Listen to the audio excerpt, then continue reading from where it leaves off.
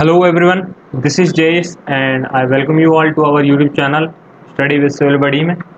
तो आज इस वीडियो लेक्चर में हम पढ़ने वाले हैं न्यू एजुकेशनल सिस्टम से रिलेटेड जो भी सवाल आपके पेपर में बन सकते हैं या बनने की संभावना है।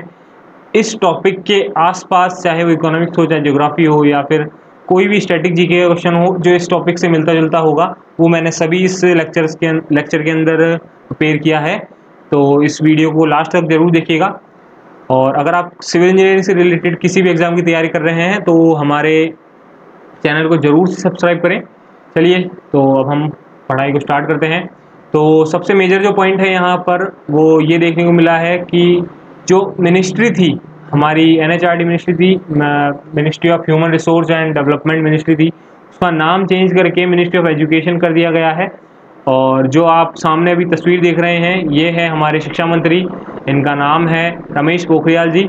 तो रमेश पोखरियाल जी के बारे में आपको थोड़ा सा मैं बता देता हूँ कि ये बेसिकली उत्तराखंड के यंगेस्ट चीफ मिनिस्टर थे और काफ़ी जल्दी, काफ़ी युवा अवस्था में ही इन्होंने पॉलिटिक्स ज्वाइन कर ली थी।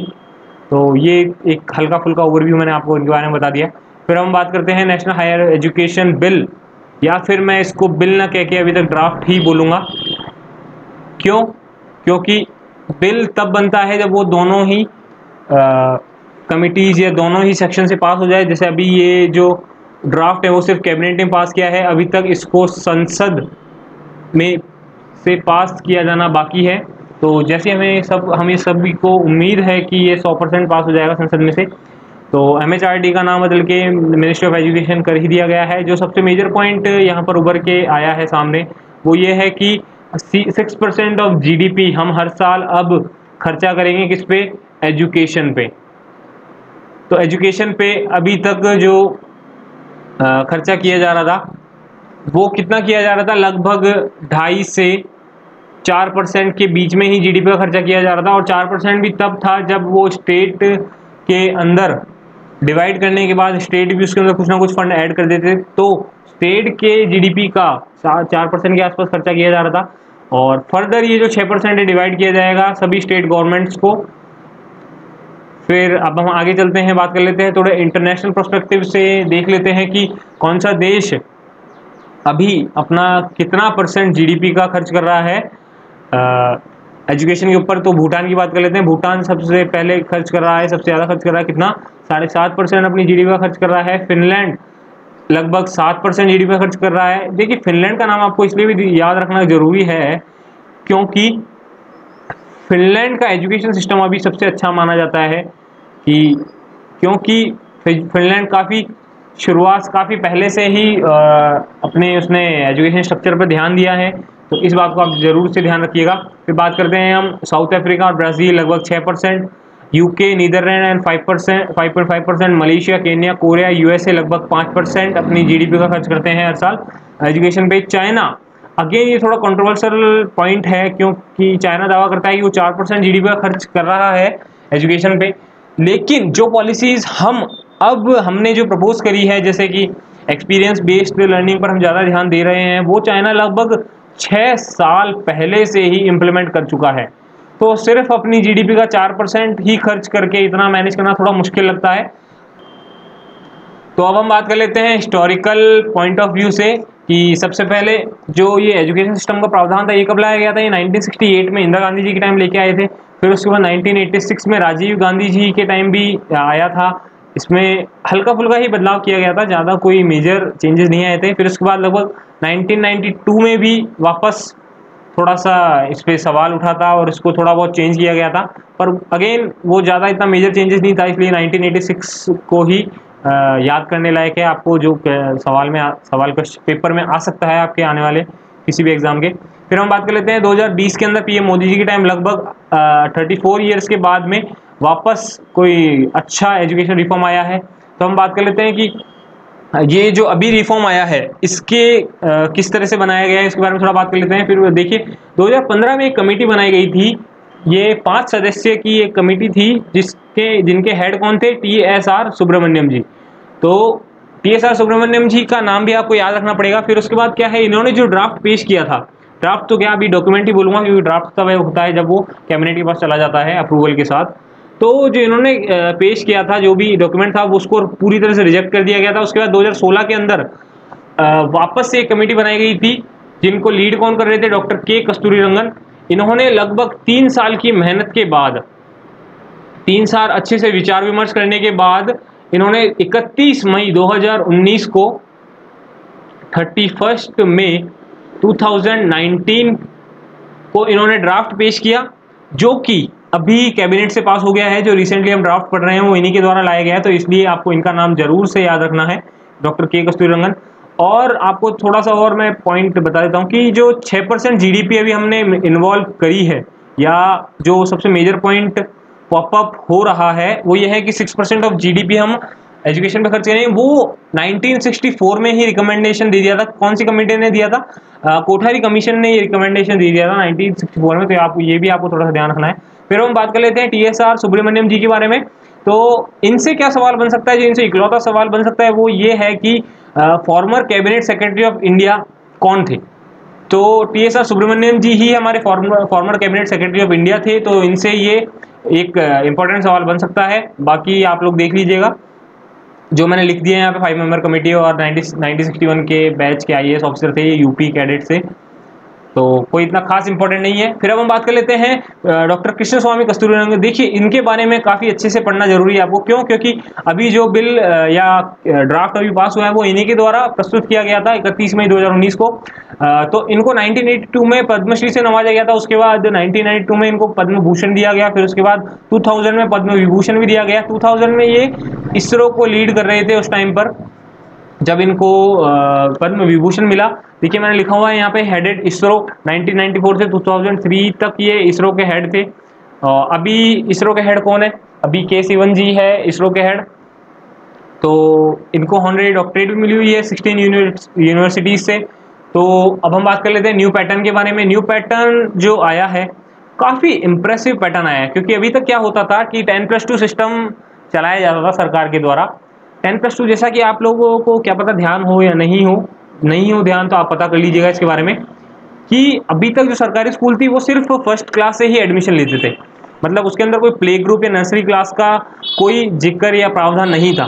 तो अब से क्या किया गया है कि बच्चों का इन्वॉल्वमेंट बचपन से ही कर दिया जाएगा, कि जब वो शुरुआत में पढ़ना सीखते हैं तभी से कर दिया जाएगा। कि 10+2 को तो बिल्कुल हटा दिया गया है। 5+3+3+4 का एक नया पैटर्न इंट्रोड्यूस किया गया है, जिसमें क्या बोला है कि फर्स्ट स्टेज क्या होगी, फाउंडेशन स्टेज। इसमें क्या किया जाएगा, आपको खेल खेल में पढ़ाया जाएगा। आपसे कोई एग्जाम नहीं लिए जाएंगे, कोई भी एग्जाम यहाँ पर नहीं होंगे। तो बच्चे के ऊपर जो प्रेशर होता था कि ये पढ़ना है, बच्चे आजकल छोटे छोटे बच्चों को ही माँ बाप ट्यूशन भेजने लग जाते हैं। क्यों? क्योंकि ताकि उनकी ग्रेड्स इंप्रूव हो सके। तो ये बात गलत है। देखिए, इतनी छोटी सी उम्र में उनको खेल खेल में सीखने में ध्यान दिया जाना चाहिए। तो NCERT भी काफ़ी बढ़ चढ़ के हिस्सा ले रहे हैं इसके पे। तो इसके बारे में हम अभी आगे डिस्कस करेंगे।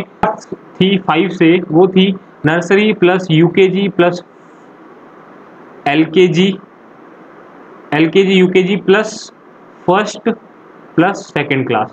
जो अगली स्टेज आती है वो आती है 3rd, 4th and 5th class. इसमें क्या किया जाएगा, इसमें हल्की फुल्की आपको पढ़ाई पर ध्यान दिया जाएगा। यहाँ से थोड़े से एग्जाम इंट्रोड्यूस कर दिए जाएंगे आपके साथ, ताकि आप चीज़ों को थोड़ा सा याद करने पर भी ध्यान दें।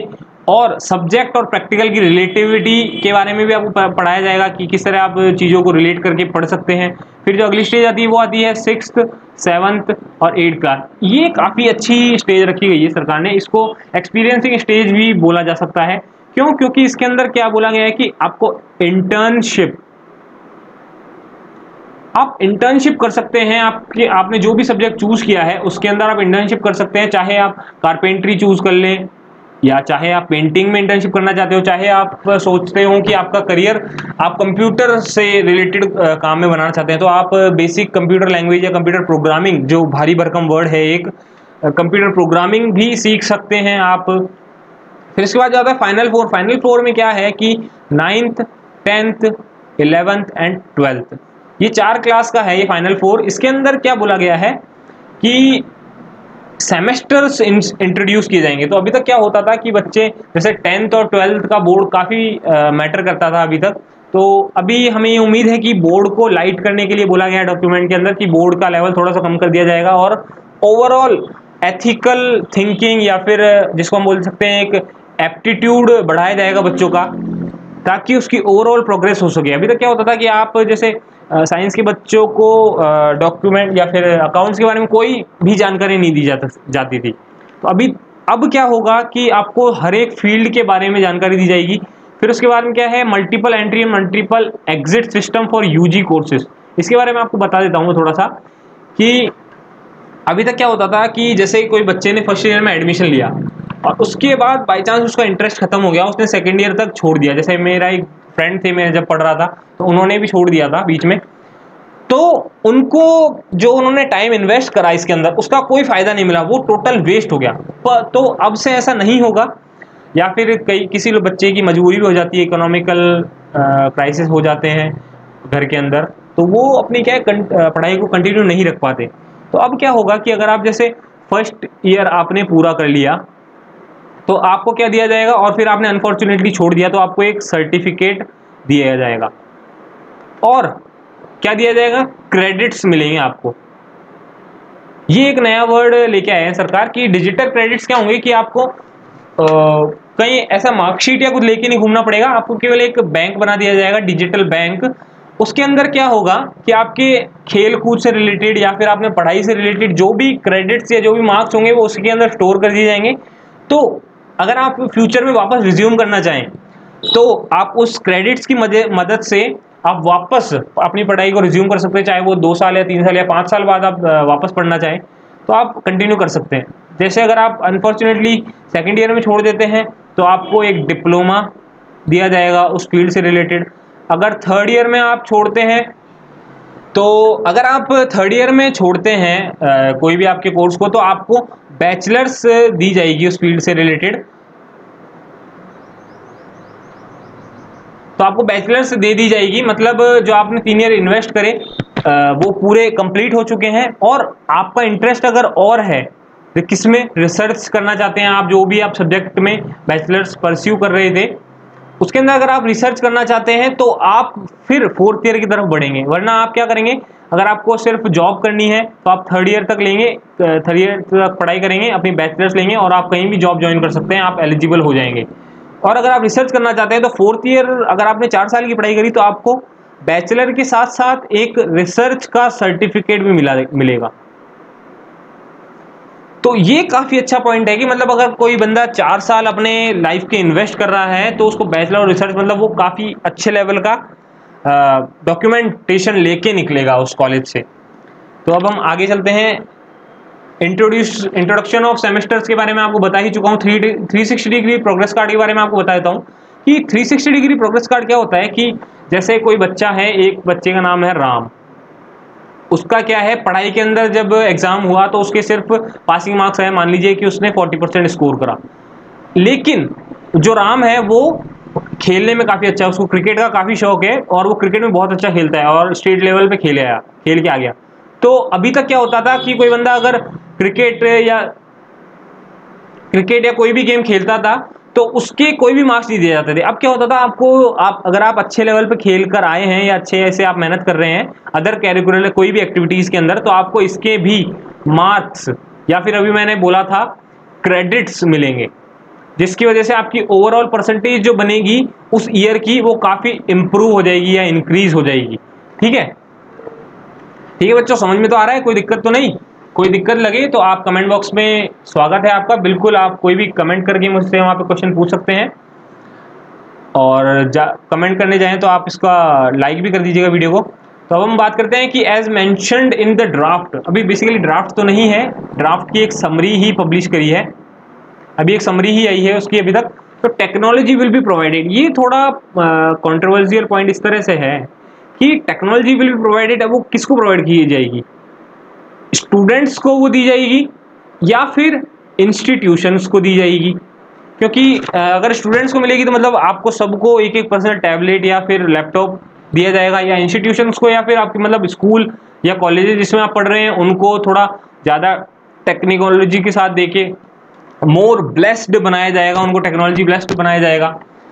फिर हम बात कर लेते हैं आगे OECD के बारे में। OECD और यूनेस्को, ये क्या है, जब मैं ड्राफ्ट कर रहा था तो काफ़ी ये पॉइंट पॉपअप हो रहे थे, अलग से नज़र आ रहे थे काफ़ी।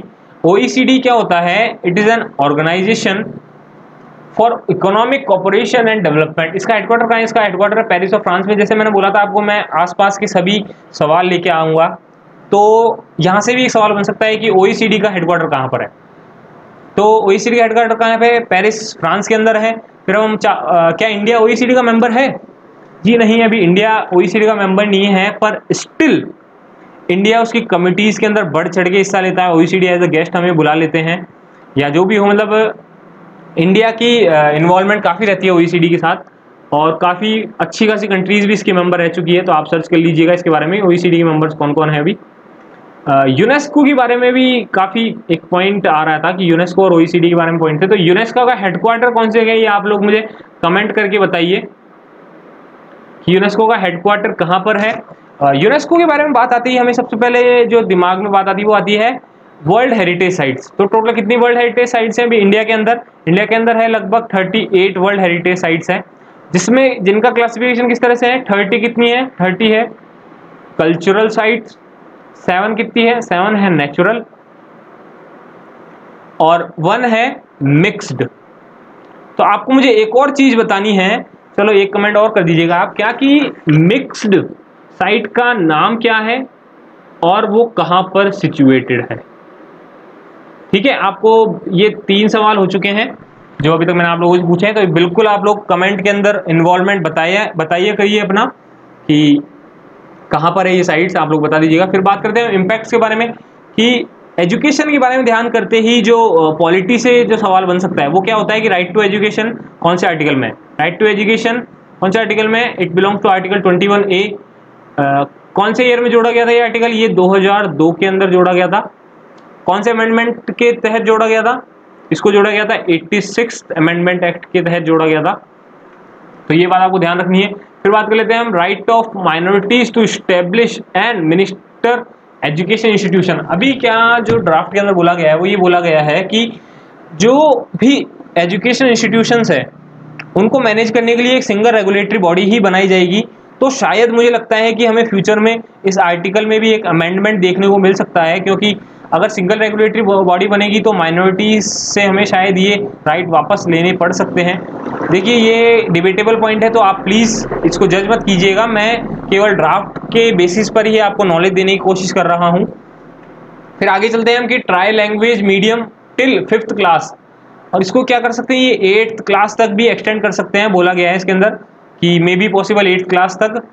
ट्राई लैंग्वेज क्या बोलता है, मैं आपको अच्छे से समझा देता हूँ। ट्राई लैंग्वेज यहाँ समझ लीजिए आप कि ट्राई लैंग्वेज इस तरह से बोलता है कि जो भी पढ़ाई आप करेंगे वो 3 लैंग्वेजेस में होगी, जिसमें से 2 लैंग्वेज कौन सी होगी? इंडिया की होगी, और एक आप फॉरेन लैंग्वेज अडॉप्ट कर सकते हैं। जैसे कि अगर आपने अडॉप्ट कर ली, मान लीजिए जैसे इंग्लिश है एक सब्जेक्ट, तो इंग्लिश के साथ अगर आप फ्रेंच लेना चाहें तो नहीं ले सकते, आपको इंडिया की ही कोई लैंग्वेज लेनी पड़ेगी। कब तक?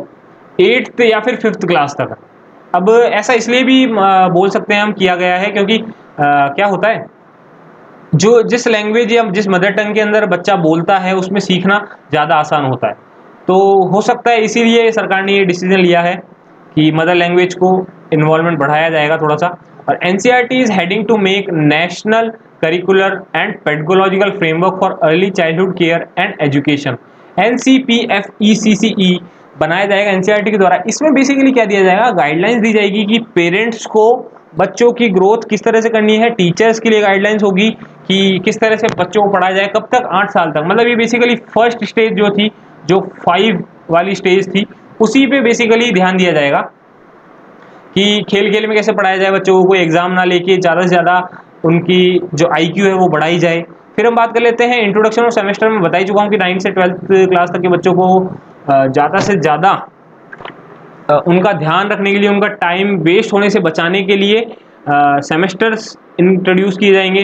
फिर उसके बाद अब हो सकता है आने वाले समय पे आपको जो रट्टाफिकेशन के लिए कोचिंग्स जाया करते थे बच्चे, और बैग टांग के जो जाया करते थे, बैगलेस भी हो सकता है शायद फ्यूचर के अंदर बच्चों को। उम्मीद तो है, बैगलेस वर्ड दिया गया है उस ड्राफ्ट के अंदर, तो हो सकता है कि बैगलेस पढ़ाई हमें देखने को मिले। और जो ट्यूशन कोचिंग्स का धंधा चला करता था रट्टाफिकेशन के लिए, तो अब वो बंद हो सकता है। मेनली एथिक्स और पॉलिटिक्स पे ध्यान दिया जाएगा कि बच्चे का बिहेवियर किस तरह का है उस पर। और आप भारत के नागरिक हैं तो आपको भारत के संविधान के बारे में बिल्कुल जानकारी होनी चाहिए, तो इसलिए इन 2 सब्जेक्ट पे ज़्यादा ध्यान दिया जाएगा। मतलब कुल मिला के आपको ओवरऑल पर्सनैलिटी को डेवलप किया जाएगा, आपकी एनालिटिकल थिंकिंग पे भी काफ़ी ज़्यादा ध्यान दिया जाएगा। तो अब हम बात करते हैं इंपॉर्टेंट पॉइंट्स क्या है। इंपॉर्टेंट पॉइंट्स ये है कि नेशनल मिशन ऑफ मेंटरिंग बनाया जाएगा कि बाय चांस, जब मैंने बताया था कि एक लड़का राम है, अभी एग्जांपल दिया था, वो क्रिकेट काफ़ी अच्छा खेलता है, तो क्रिकेट में वो किस तरह से करियर बना सकता है अपना, उसके लिए उसको एक मेंटोर की जरूरत पड़ेगी। तो वो मेंटोर सरकार ही प्रोवाइड कर रही है अब, जिसकी वजह से क्या हो सकता है कि आने वाले टाइम पे हमें स्पोर्ट्स के अंदर काफ़ी इंप्रूवमेंट देखने को मिल सकता है। अभी क्या होता है देखिए, कोई भी एग्ज़ाम, जब एग्ज़ाम को छोड़िए, अभी जैसे कोई भी ओलंपिक्स वगैरह होते हैं तो चाइना काफ़ी सारे मेडल जीतता है। वो उसका रीज़न यही है बच्चों कि चाइना जब वो मेडल्स जीतता है तो वो बचपन से ही ट्रेन कर रहा है, बच्चों का इंटरेस्ट को ही ट्रेन कर रहा है, उसी के अंदर वो मेडल्स जीत रहा है। तो आने वाले समय पे हमें देख सकते हैं कि इंडिया भी काफ़ी अच्छे मेडल्स जीत सकता है। डीजी बैंक ऑफ क्रेडिट मैंने बताया दिया, आपको क्रेडिट्स दिए जाएंगे और वो भी सब डिजिटली प्रेजेंट होंगे। आपको एक अकाउंट बना दिया जाएगा जिस पर वो क्रेडिट्स दिए जाएंगे। गेम्स, आपका बिहेवियर और सभी कैरिकुलर एक्टिविटीज़ को इन्वॉल्व करके ही ये क्रेडिट डिसाइड होंगे। Education standard will be same for all. ये पॉइंट्स थोड़ा सा कंफ्यूजिंग है, इस पर थोड़ा सा आप ध्यान दीजिएगा। क्या हुआ, सो तो नहीं रहे कोई? जग जाओ फटाफट है। ये थोड़ा इंपॉर्टेंट पॉइंट आ गया कि education standard will same for all. तो बच्चों यहाँ पे हो सकता है आने वाले टाइम पे हमें जो रिजर्वेशन देखने को मिलता था अभी, वो हट सकता है। क्यों? क्योंकि यहाँ पे बोला गया है कि एजुकेशन स्टैंडर्ड सभी के लिए सेम कर दिए जाएंगे। तो हो सकता है रिजर्वेशन आने वाले टाइम पे नहीं हो। अब कई लोग ये सवाल कर सकते हैं कि भैया यहाँ पर तो क्या पता गरीब बच्चों के लिए बोला हो, आप ऐसा कैसे बोलो? अरे भैया, गरीब बच्चों के लिए तो ये देखो, नेशनल स्कॉलरशिप पोर्टल भी तो बनाया जा रहा है, जल्दी से जल्दी उसको बच्चों तक मदद पहुंचाई जा सके, इसलिए तो ये अलग से पोर्टल बनाया जा रहा है। तो ये पॉइंट अगर ड्राफ्ट के अंदर इंक्लूड किया गया है तो काफ़ी अच्छा पॉइंट है, हो सकता है ये आने वाले टाइम पे क्या हो सकता है देखेंगे, होपिंग फॉर द बेस्ट। और जेंडर इंक्लूजन फंड, ये पॉइंट काफ़ी अच्छा लगा है मुझे, क्योंकि अभी तक क्या होता था, जो जहाँ तक मैं समझ पाया हूँ, इससे क्या होगा कि जो अदर जेंडर के लोग होते थे, other from male and female category, उनका क्या होता था कि स्कूल वगैरह एडमिशन नहीं देती थी या उनको पढ़ाई करने के लिए इतनी आज़ादी नहीं दी जा सकती थी। तो अब क्या हो सकता है कि उनका इन्वॉल्वमेंट आने वाले टाइम पे हमें बढ़ता हुआ मिल सकता है।